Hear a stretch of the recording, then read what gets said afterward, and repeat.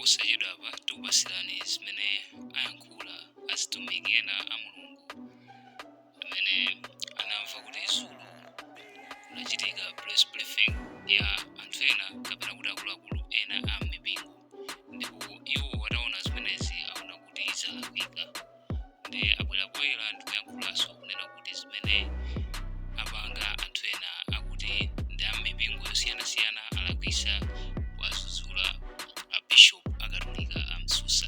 Takhala ndipo muonere kuti kodi ayankhula zoti chani. Ndine Bishop W. Kachenje amene ndili mtumiki mu dziko la Malawi. Lero ndimafuna ndiyankhe za mitiri imene azibusa azitumiki ena anthu a Mulungu munali nawo dzulo. Ndimafuna ndikuwuzeni azitumiki a Mulungu mwalakwisa ndipo mulape. Archbishop Thomas Nsusa sadalakwise kena kalikonse. Nimafuna ndikuwuzeni kuti imfa ya Klaus Chilima ikupereka mafunso ochuluka.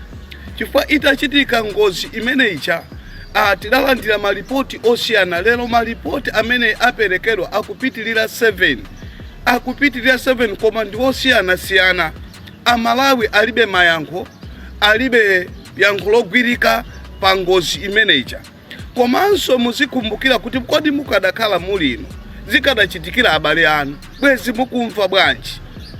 Mwalakwisa ndithu, ndipo ndikukupemphani azitumiki a Mulungu nonse, mabishopu nonse amene mudasonkhana dzulo, chonde mugwade pansi, mupepese, mulape.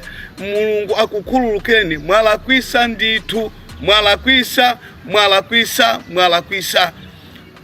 Bishop Nsusa sadalakwise kena kalikonse. Mukumbukire kuti Chilima ndi mamembala anthu amene aja ndi mamembala a Chikatolika, ndipo mpingo wa Chikatolika udataya anthu ofunikira, udataya ana awo. Ndiye inu mulibe nthawi yobwera kumukayamke. Zimene mwachita dzulo, zimene mwachita azitumiki a Mulungu ndikuyambisa ziwawa mdziko, ndikuyambisa nkhondo mdziko. Simwayenera kuwayankha Bishop Nsusa.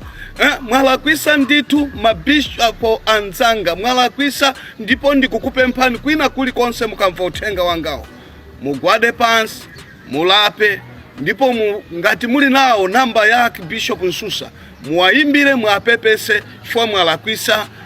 Bishop Nsusa sadalakwise kena kalikonse. Amalawi tikufuna mayankho ogwirika angozi ya ndege imene idapha Chilima ndi anthu ena. Chifukwa anthu aja adalofunikira. Chilima sadali munthu wamba, Ashanili Muluzi sanali munthu wamba. Anthu amene anali mmene muja ndi anthu ofunika amene amapindulira dziko la Malawi. Tikufuna mayankho ogwirika. Mwalakwisa. Ndine mtumiki nzanu Bishop W. Kachenje. Ambuye akudaliseni. Shalom. Ine ngati Rayton Mangochi, activist wa zaka zino, kunyauda koseku kubolobosha English ndi sukulu za Katolika zimene tinaphunzira kudzera pa Mangochi boma ku St. Augustine 1, St. Augustine 2, St. Augustine 3. Iyo zinali sukulu zomangidwa ndi mpingo wa Katolika. Amalawi lero lino tikudabwa kuti Archbishop Thomas Nsusa akulankhula zokhudza ripoti la ndege la feki la imfa ya Chilima ndi anthu ena 8 ku Chikangawa. Moses Kunkuyu akubwera kayama mwemo wanji kaya, akubwera nkumaza yankhula kunena kuti Archbishop Nsusa asiya kukhulupirira azibusa anzake amene anali mu commission of inquiry. Ndizibwana kwambiri Moses ndiwe chitsere kwete, ndiwe chitsiru Moses kumene uliko, ndipo chikhala chodziwa sibwezi utabwera nkuyankhula motsutsana ndi Archbishop Thomas Nsusa. Iwe ndi ntakati nambala 1 ulankhule kumene unayika black box utalankhula kwatola nkhani mdziko muno kunena kuti black box ili pamalo obisika abwino nthawi ikakwana iperekedwa. Bwanji simunapereke ku Commission of Inquiry kuti timve ma recordings amene ankachitika pa nthawi imene inkachitika ngozi. Moses Kunkuyu musamatumbwe pali chiyani chimene munganyadire pa utsogoleri wa Chakwera inu nonse MCP? Pali chiyani chimene munganyadire chimene mungaloze pa utsogoleri wa Chakwera kuchoka 2020 mpaka lero? Ndi chiyani? Kodi mwayiwala Amalawi tu ali nazo mutu mwampanga zingati Chilima asanamwalire zitonzo? Ulendo womalizira musanantume ku Tanzania, musanantume ku Korea, munkachita kumulondalonda kupita ku Tanzania. Chimondo Banda ali kutu cheru kumvetsa kumamuyang'ana Chilima ngati mwina ni kamwana kake. Zimene zati maziona khalidwe loyipa. Achakwera anachita unena live show kuti inetu akakanisanga malinga nchi malamulo achipani. Ndikayima nzaka pangana naye amatuma ampingo Chakwera kuti kambiranani ndi Chilima ine 5 years yoka, Chilimazo 5 years anakomedwa. Achakwera ndi munthu osayamika, Chakwera ndi munthu osayamika. Andi ineyo ndidanena kuti ripoti ili lituluke apa ndila feki chifukwa Commission of Inquiry icha ndinayichera. Inetu nakaponda pamene padagwera ndege ya Chilima andi akamanena kuti mtengo zimango ndifaniza history ya kuthambani. Kantengo akunena kotu osaposa mkono wanga uwu.